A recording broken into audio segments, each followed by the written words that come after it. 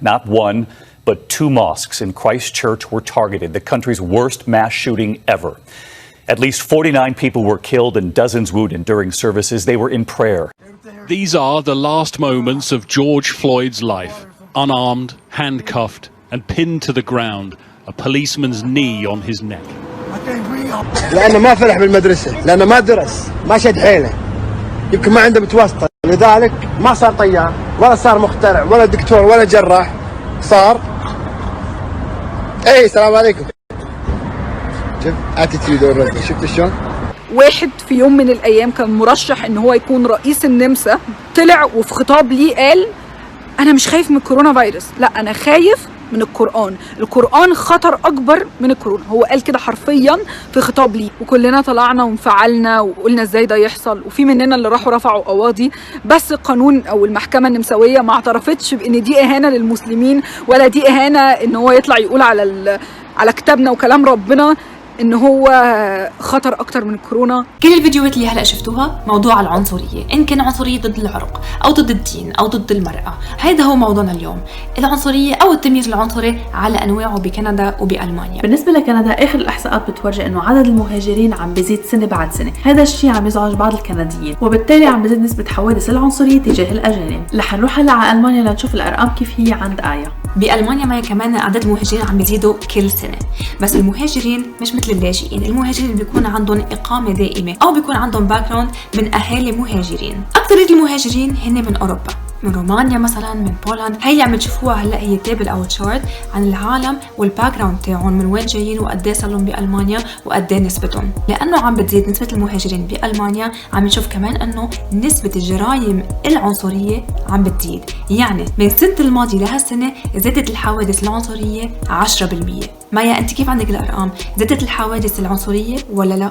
بكندا زادت نسب الهيت كرايمز أو جرائم الكراهية والعنصرية بنسبة 50% بآخر سنتين. أغلب الضحايا هن من المسلمين واليهود، ولكن هذا الشيء ما بيمنع أنه الأشخاص اللي هن من أصل هندي وأصحاب الأراضي الكندية الأساسيين عم يتعرضوا برضو لحملات من العنصرية من فترة للتانية. من سنة 2014 لسنة 2018 نسب الجرائم هي 42% إلى علاقة بالعرق والأصول، 36% إلى علاقة بالدين، 21% إلى علاقة بالنساء. رح أعطيكم شوية أمثلة عن جرائم الكراهية اللي صايرة. أكيد ما فينا ننسى بسنة 2017 لما صار في إطلاق نار على جامع بكيبك سيتي ضد المسلمين. حادثة صارت مع امرأة من الأصول الباكستانية، اجت لعندها امرأة كندية بعمر 51 سنة وبلشت بالألفاظ تأذيها وتجرحها بسبب أنه هي شكلها منه كندي وهي مبينة أنه من أصول مختلفة. ولكن هديك المرة ما سكتت، بالعكس حكيت وراحت تقدمت بشكوى ضدها، وبالنهاية حبسوها للامرأة اللي عمرها 51 سنة فترة 10 أيام بسبب الأشياء اللي عملتها. هل صار عندك بألمانيا حوادث أو جرائم مماثلة اللي أنا هلأ حكيت عنها بكندا؟ أكيد صار. حاعطيكي مثل، في شخص سوري كان مع رفقاته الألمان رايحين على ديسكو بالليل، فاتوا على الديسكو بس خلوا كل رفقاته الألمان يفوتوا إلا هو السوري لأنه يمكن شكله مش ألماني. كل رفقاته فاتوا كانوا شاهدين على أنه هو طلع لبرا من دون أي سبب، يعني ما كان سكران، ما كان معه مخدرات ولا أي سبب تاني. قدم هذا الشخص بلاغ ضد العنصرية اللي صارت، وحكمت المحكمة أنه يتعوض له لهذا الشخص تقريبا 1000 يورو كرمال الأذى أو الضرر يلي نفس اللي صار فيه. هيدي حادثة كان ضد العرق. أما في حوادث تانية ضد الدين، وحدة ببرلين محجبة دارسة بجامعة كمبيوتر ساينس وقدمت طلب على مدرسة للتدريس. من بعد ما طلعت من المقابلة بعتوا لها إيميل وقالوا لها أنه ما فيهم يوصفوها إذا كانت هي لابسة حجاب، بناء على القانون الألماني ما فيها تدرس بحجاب، فإذا بتشيل الحجاب بيقبلوها. كان معها هي دليل الإيميل هذا، فردت لهم أنه لا هي مش حتجيل حجابها، وردوا لها أنه هن ما فيهم يوصفوها لأنه لابسة حجابها.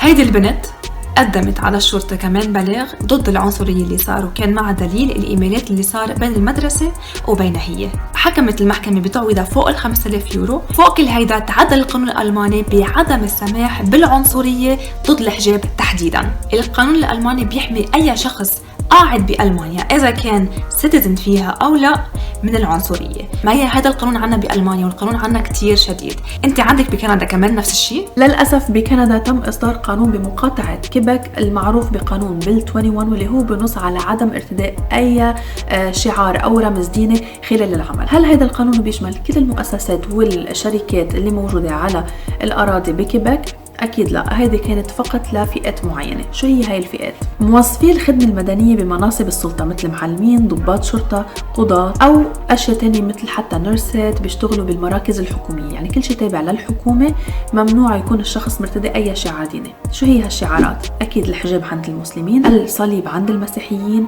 القبعة عند اليهود، وتربن عند السيخ. هذا القانون تم إصداره بجون سنة 2019، ولكن كل الاشخاص اللي كانوا اوريدي موظفين بهيدي المحلات قالوا انه انتم فيكم تبقوا، ما حنخليكم تتركوا شغلكم، ولكن ممنوع تترقوا، وفي حال قررتوا انكم تترقوا بدكم تستغنوا عن الشعار الديني يلي انتم محافظين عليه. طبعا كان في كتير اشخاص معارضين له، ولكن الاكثريه كانت بتأيد هيدا القرار وهيدا القانون، لذلك تم اقراره 73 صوت مقابل 35 صوت. هذا الشيء أثار غضب كتير عالم، لأنه في كتير أشخاص خسرت وظائفها لأنه قررت أنها تحافظ على الشعار أو الرمز الديني يلي بيمثلها، وفي كتير أشخاص استغنوا عن الرمز الديني مقابل الحفاظ على شغلهم. طب أنا هلأ رح أحكي شوي عن تجربة أنا الشخصية. أنا بسنة 2019 آخرها تقريبا قدرت أني أتوظف بشركة، لأنه هي كانت شركة خاصة، واشتغلت كمعلمة للإكسترا كوريكولر أكتيفيتيز بمدارس مختلفة وتابعة للدولة.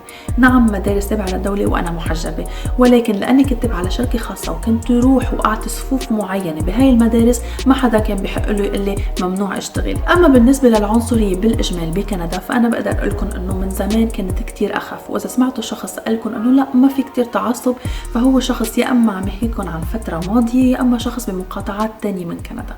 لأنه مثلا أنا لما رحت على مقاطعة اللي أنا هلأ موجودة فيها، كان استقبال العالم كتير حلو، وكانوا العالم جدا لطيفين. أنا وماشي على الشارع في أشخاص تسلم وتقول صباح الخير مع ابتسامة كتير حلوة على وشها، وكأنها شايفة شخص مختلف عنهم من ولا ناحية. ولكن بكيبك هون نظرة العالم مختلفة شوي، لأنه في تعصب زايد للغة ولا الدين وحتى للأصول. هاي بالنسبة لكندا. مثل ما في ناس كتير متعصبين، في ناس كتير منفتحين وسلسين ومتقبلين للاختلافات عند الآخر. فيك تخبرينا إذا بألمانيا نفس الشيء عندك ولا الوضع أسوأ أو أحسن؟ مايا، في كتير من الألمان عندهم رحابة صدر، وكمان عندهم تقبل كتير كبير للأجانب. يعني واحدة من الحالات هي أنا الإكسبيرينس تاعيتي، أنا لما وصلت على ألمانيا تقابلت مع وحدة ألمانية تلميذة كمان، كانت البادي تاعي يعني كانت شريكتي بالحياة الجامعية.